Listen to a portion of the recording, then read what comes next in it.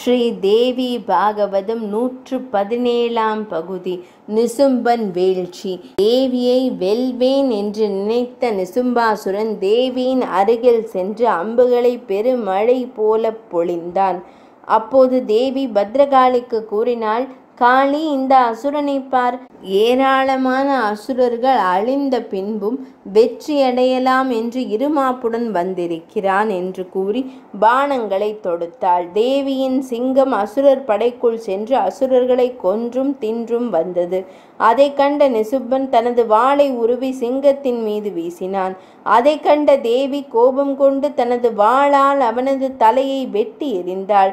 முண்டமான நிசும்பன் நிலத்தில் விழாது போர்க்களத்தை பலமுறை சுற்றி வந்தான். அதை கண்ட தேவி அவனது கைகளையும் கால்களையும் வெட்டி துண்டாக்கினாள். அதை கண்ட அசுரர்கள் திகைத்து திகிலடைந்து ஆயுதங்களை வீசி எறிந்துவிட்டு சும்பாசுரனிடம் வந்து, அரசே, தங்கள் தம்பியான நிசும்பாசுரனை அப்பெண் துண்டு துண்டுகளாக வெட்டி போட்டு விட்டாள் என்று கூற, சும்பாசுரன் அளவுக்கு அதிகமான கோபத்துடன் போருக்கு புறப்பட்டான். 117ஆம் பகுதி நிறைவடைந்தது.